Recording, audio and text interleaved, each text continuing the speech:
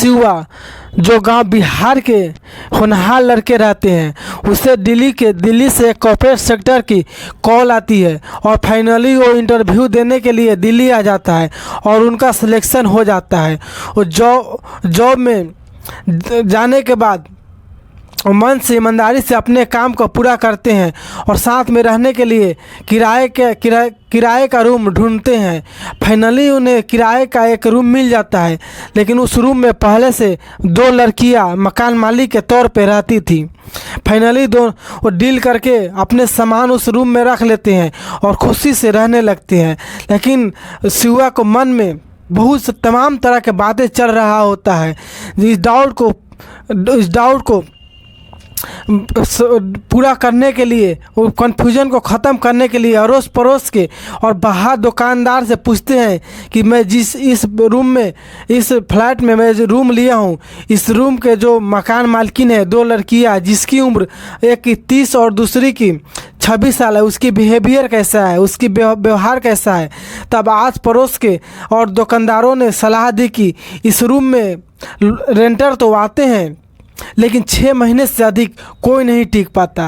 और शिवा फाइनली उन लोगों को बातों को मद्देनज़र करते हुए और उस रूम में रहने लगते हैं। समय का पहिया आगे बढ़ता जाता है, लेकिन जैसे ही 6 महीने बीतते हैं शिवा सपनों में भी नहीं सोच सकता है उन दोनों लड़कियों ने शिवा के साथ इतना बड़ा फ्रॉड किया, इतना बड़ा धोखा किया, जिसे सुनकर आप भी सोच में पड़ जाओगे कि दिल्ली जैसे महानगर में ऐसे भी फ्रॉड होते हैं।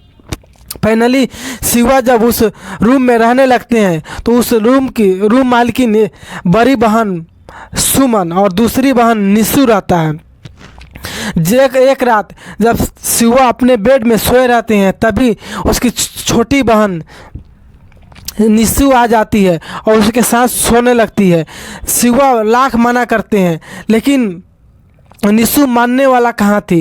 तब उसी समय उसकी बड़ी बहन यानी मकान मालकिन सुमन आ जाती है और शिवा को सॉरी बोलते हुए बोलता है कि आप बुरा मत मानो, मेरी छोटी बहन दिमाग से पैदल है। तो एज में 25 की हो गई है लेकिन बुद्धि मात्र 12-13 साल की लड़की की है।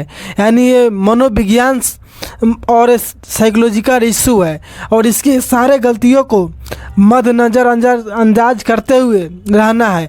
और फाइनली शिवा बिना बुरा माने अपने जीवन निर्वाह करने लगता है। समय का चक्र आगे बढ़ता है लेकिन न जाने शिवा और सुमन के बीच अफेयर्स जैसा हो जाता है। हमेशा रात को सुमन शिवा के पास आया करता और बोलता कि तुम्हारे जैसे हैंडसम और होनहार लड़का अब अपने ज़िंदगी में कभी नहीं देखा। माँ बाप के गुजर जाने के बाद किसी तरह मैंने अपने छोटी बहन जो मेंटली डिस्टर्ब है उसे पाल पोस कर बड़ा किया और मैं चाहता हूँ कि आगे चल के हम दोनों शादी कर ले और अपने जीवन खुशी से बिताए। लेकिन इस बात की डर हमेशा बना रहता है कि मेरी छोटी बहन निशु का क्या होगा, कौन ऐसा होगा जो अब मेरे साथ मेरी बहन को भी अपनाएगा। तब वो शिवा काफ़ी सोच में पड़ जाता है और समय के साथ शिवा भी राजी हो जाता है कि मैं तुम्हारी बहन को भी साथ में रखूँगा और तुम्हें भी रखूँगा। फाइनली एक दिन जब निशु अपने बेड में सोया रहता है तब शिवा जाता है और उस समय अल्कोहल के नशे में बेड पे सो जाते हैं। तभी निशु जो मेंटली डिस्टर्ब होता है शिवा के ऊपर सो जाते हैं और उसके साथ गलत बिहेवियर करने लगते हैं। जब सुबह होता है दरवाजे खुलते हैं तो उस रूम में निशु और शिवा सोए रहते हैं। तब ज़ोर ज़ोर से सुमन चिल्लाने लगती है कि जिस पर मैंने विश्वास किया वही मेरे साथ विश्वासघात किया, मेरी मेंटली डिस्टर्ब बहन के साथ ऐसा व्यवहार किया, गलत हरकत किया। और फाइनली वो पुलिस को बुलाते हैं और पुलिस को बुलाकर शिवा को गिरफ्तारी करवाने की पूरी तरह से साजिश रचते हैं और धमकी देते हैं। शिवा रोने बिखराने लगते हैं कि मैं काफ़ी गरीब लड़का हूँ, गांव से चलकर यहाँ रहने आया हूँ, मेरे घर वालों को, मेरे और पड़ोस के लोगों को ये सब चीज़ों की जानकारी होगी तो मेरा क्या होगा, कैसे मैं किसी को मुंह दिखाऊंगा।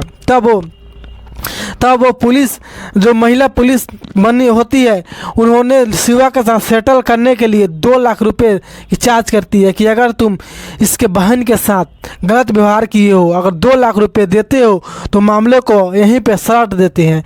फाइनली शिवा झूठ बोलकर अपने घर वाले और दोस्तों से मिलकर 2 लाख रुपए का व्यवस्था करके उस दोनों बहन को देकर वहाँ से चले आते हैं और घर आकर डरा सा रहने लगते हैं। उस कंपनी में भी शिवा का एक दोस्त होता है। जब दोस्त को ये सारे चीज़ के पता चलता है तो उन्होंने परखने के लिए कि रियल में शिवा उस लड़की के साथ कुछ गलत किया है या उन दोनों की साजिश है, उसी मकान मालिक में रेंट लेते हैं। और पहले से वो काफ़ी सतर्क रहते हैं।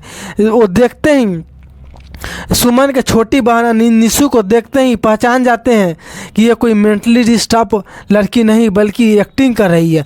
और फाइनली जब भी वो घर में दरवाजे खुला रहते, अपने फ़ोन की रिकॉर्डिंग करके रखते ताकि कोई भी बिहेवियर हो तो उसमें रिकॉर्ड हो जाए।